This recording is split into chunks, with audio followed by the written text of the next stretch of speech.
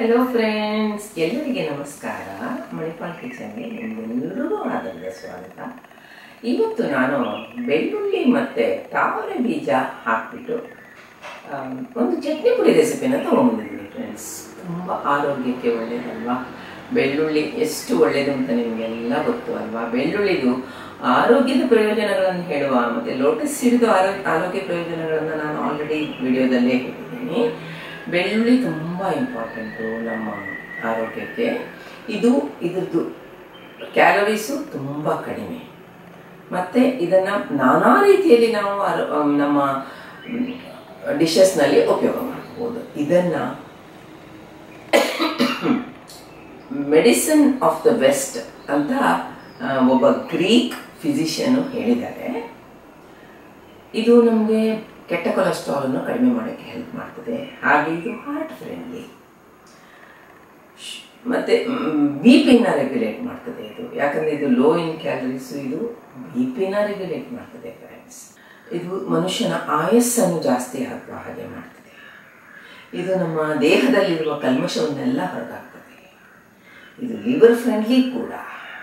ಇದು ಮನುಷ್ಯನಿಗೆ ಥಂಡಿ ಮತ್ತು ಕೆಮ್ಮು ರೆಗ್ಯುಲರ್ ಆಗಿ ನಾವು ಬೆಳ್ಳುಳ್ಳಿಯನ್ನು ಸೇವಿಸ್ತಾ ಇದ್ರೆ ಇದು ಆಗೋದು ಕಡಿಮೆ ಆಗುತ್ತದೆ ಮನುಷ್ಯನಲ್ಲಿ. ಯಾವಾಗಲೂ ಸೀಸನ್ ಚೇಂಜ್ ಆದ ತಕ್ಷಣ ಆಗುತ್ತಲ್ಲ, ಇದನ್ನು ನಾವು ಯಾವಾಗಲೂ ಸೇವಿಸ್ತಾ ಇದ್ರೆ ಇದು ಕೋಲ್ಡು ಮತ್ತು ಕೆಮ್ಮು ಎಲ್ಲ ಆಗೋದು ಕಡಿಮೆ ಆಗ್ತದೆ. ಅಂದರೆ ನಮ್ಮ ಇಮ್ಯೂನ್ ಸಿಸ್ಟಮನ್ನು ಇದು ಬೂಸ್ಟ್ ಮಾಡ್ತದೆ, ರೋಗ ನಿರೋಧಕ ಶಕ್ತಿಯನ್ನು ಹೆಚ್ಚು ಮಾಡ್ತದೆ.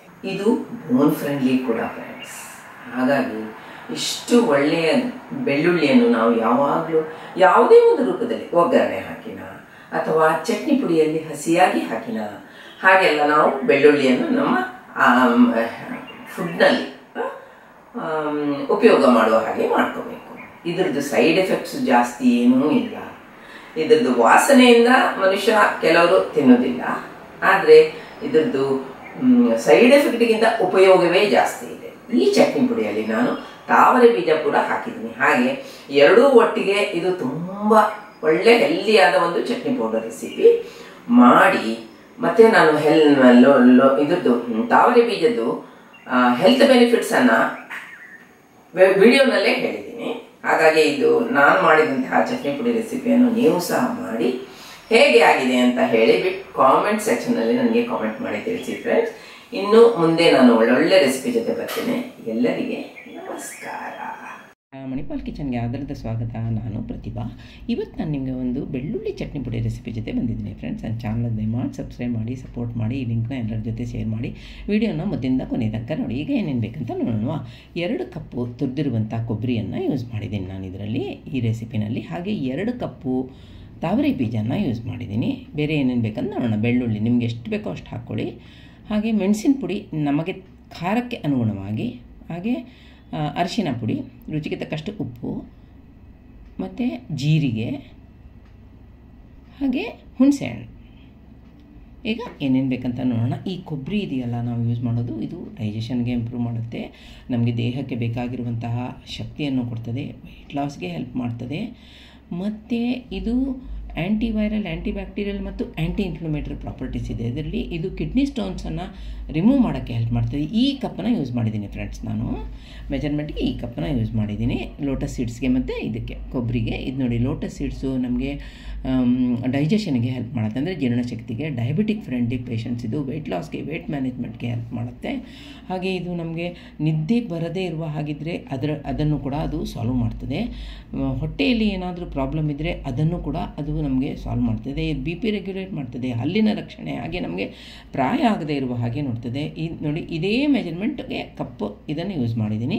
ಈಗ 2 ಕಪ್ಪು ತುರಿದಂಥ ಕೊಬ್ಬರಿಯನ್ನು ಒಂದು ದಪ್ಪ ತಳದ ಪ್ಯಾನ್ಗೆ ಹಾಕ್ಕೊಂಡು ಸಾಧಾರಣ ಲೋ ಮೀಡಿಯಮ್ ಫ್ಲೇಮಲ್ಲಿ ಇಟ್ಬಿಟ್ಟು ಹುರಿರಿ. ಲೋ ಮೀಡಿಯಮ್ ಇಟ್ಟರೆ ಪರವಾಗಿಲ್ಲ, ಸಣ್ಣ ಬರ್ನರಲ್ಲಿ ಇಟ್ಕೊಂಡ್ರೆ ಕ್ರಿಸ್ಪಿ ಆಗೋ ತನಕ ಹೀಗೆ 2 ಸ್ಪ್ಯಾಟುಲಾ ಯೂಸ್ ಮಾಡ್ಕೊಂಡು ಹುರಿದ್ರೆ ನೋಡಿ, ಇವಾಗ ಸುಮಾರಾಗಿ ಆಗ್ಲಿಕ್ಕೆ ಬಂತು, ಗೋಲ್ಡನ್ ಬ್ರೌನ್ ಆಯಿತು, ಮತ್ತು ಸ್ವಲ್ಪ ಇದಾಯಿತು, ಕಲರ್ ಚೇಂಜ್ ಆಯಿತು. ಈಗ ಈ ಮಾರ್ಬಲ್ ಸೈಜ್ದು ಹುಣಸೆ ಹಣ್ಣನ್ನ ಹಾಕ್ಕೊಳ್ಳಿ ಅದರಲ್ಲಿ. ಅದು ಸಾಫ್ಟ್ ಆಗಬೇಕು, ಮೆದು ಆಗಬೇಕು. ಅದಕ್ಕೋಸ್ಕರ ನೋಡಿ ಕಲರ್ ಚೇಂಜ್ ಆಗಿರೋದು ಗೊತ್ತಾಗುತ್ತೆ, ಕ್ರಿಸ್ಪಿ ಆಗಿದೆ ಇದು ಕೊಬ್ಬರಿ ಹುರಿದು ಬಿಟ್ಟು. ಈಗ ಅಷ್ಟೇ ಸಾಕು. ಅದನ್ನು ಇವಾಗ ಇನ್ನೊಂದು ಬೌಲ್ಗೆ ಟ್ರಾನ್ಸ್ಫರ್ ಮಾಡಬೇಕು. ಯಾಕಂದರೆ ಬಿಸಿ ಇದ್ದಾಗ ಅದರಲ್ಲೇ ಬಿಟ್ಟರೆ ಮತ್ತಿನ್ನೂ ಕಲರೆಲ್ಲ ಚೇಂಜ್ ಆಗಿ ಸಿದೋಗ್ಬಿಡುತ್ತೆ. ಹಾಗೆ ಇನ್ನೊಂದು ಬೌಲ್ಗೆ ಟ್ರಾನ್ಸ್ಫರ್ ಮಾಡಿದ ಮೇಲೆ ಅದಕ್ಕೆ ನಾವು ಮೆಣಸಿನ ಪುಡಿ ನಾವು ಎಷ್ಟು ಹಾಕೋಬೇಕೋ ಅಷ್ಟು ಹಾಕೋಬೇಕಾಗತ್ತೆ. ಮತ್ತು ಜಸ್ಟ್ ಒಂದು ಮಿಕ್ಸ್ ಮಾಡಿದರೆ ಸಾಕು. ಯಾಕಂದರೆ ಕೊಬ್ಬರಿ ಬಿಸಿ ಇದೆಯಲ್ಲ ಅದರಲ್ಲಿ ಅದು ಹುರಿದು ಬಂದ ಹಾಗೆ ಆಗ್ತದೆ. ನೋಡಿ, ಈಗ ಮಿಕ್ಸ್ ಮಾಡ್ಕೊಳ್ಳಿ ಚೆನ್ನಾಗಿ.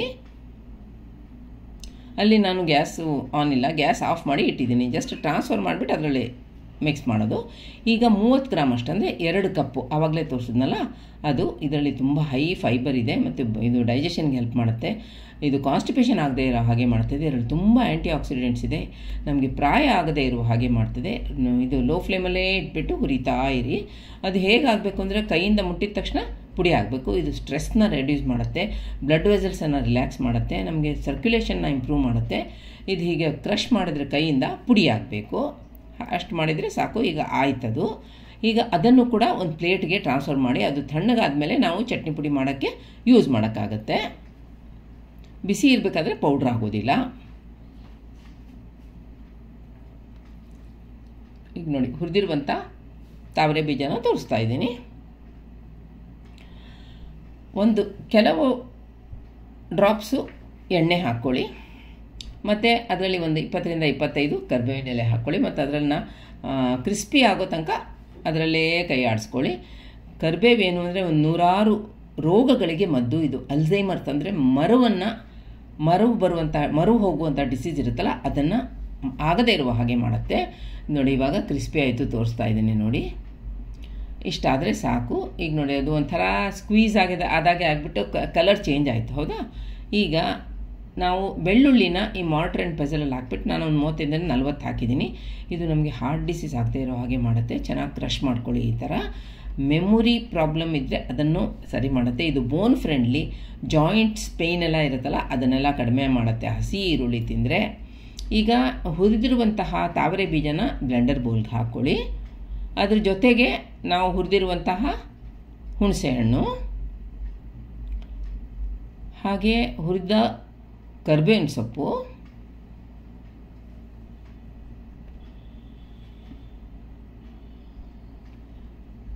ಅರಿಶಿನ ಪುಡಿ 1/3 ಟೀ ಸ್ಪೂನು,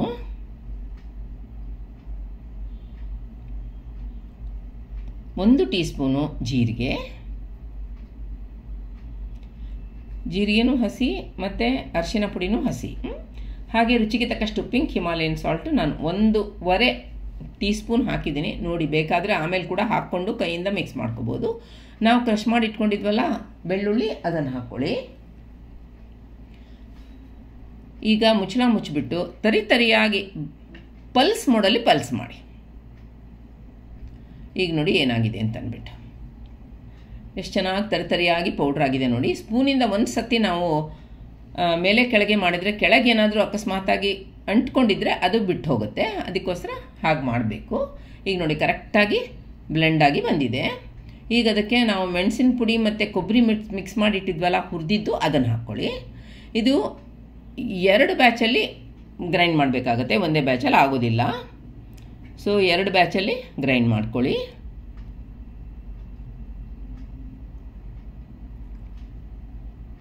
ಈಗ ನೋಡಿ ಆಯಿತು. ಒಂದು ಮಿಕ್ಸಿಂಗ್ ಬೌಲ್ಗೆ ಟ್ರಾನ್ಸ್ಫರ್ ಮಾಡ್ಕೊಳ್ಳಿ. ನೀವು ಇದ್ರದ್ದು ಶೆಲ್ಫ್ ಲೈಫ್ ಸಾಧಾರಣ 2 ತಿಂಗಳು. ಇದು ನಿಮಗೆ ಒಣ ಕಾಣ್ಬೋದು. ಮನೆಯದು ಕೊಬ್ಬರಿ, ಇದು ಒಣ ಆಗಿಲ್ಲ, ಅದು ತುಂಬಾ ಚೆನ್ನಾಗಾಗಿದೆ. ಈ ಲೋಟಸ್ ಸೀಡ್ಸ್ ಹಾಕ್ತೀವಲ್ಲ, ಸೊ ಇಮಿಡಿಯೇಟಾಗಿ ಹೀಗೆ ಕಾಣುತ್ತೆ. ಇದು ಆಮೇಲಿಂದ ಸರಿ ಆಗುತ್ತೆ. ಇವಾಗ ಸ್ಪೂನಿಂದ ಮಿಕ್ಸ್ ಮಾಡಿ ಅಥವಾ ನೀವು ಕೈಯಿಂದ ಮಿಕ್ಸ್ ಮಾಡಿದರೂ ಆಗ್ಬೋದು. ಇದು ಇಡ್ಲಿಗೆ, ದೋಸೆಗೆ, ಜೋಳದ ರೊಟ್ಟಿಗೆ, ಯಾವುದಕ್ಕೂ ಮತ್ತು ಅನ್ನಕ್ಕೆ, ಮೊಸರನ್ನಕ್ಕೆ, ಪ್ರತಿಯೊಂದಕ್ಕೂ ಒಳ್ಳೆಯದು. ಒಳ್ಳೊಳ್ಳೆ ರೆಸಿಪಿ ಜೊತೆ ಬರ್ತೇನೆ. ನನ್ನ ಚಾನಲ್ಗೆ ದಯಮಾಡಿ ಸಬ್ಸ್ಕ್ರೈಬ್ ಮಾಡಿ, ಸಪೋರ್ಟ್ ಮಾಡಿ. ಈ ಲಿಂಕ್ನ ನಿಮ್ಮ ಫ್ರೆಂಡ್ಸ್ ಜೊತೆ, ರಿಲೇಟಿವ್ಸ್ ಜೊತೆ ಶೇರ್ ಮಾಡಿ. ಎಲ್ಲರಿಗೆ ನಮಸ್ಕಾರ.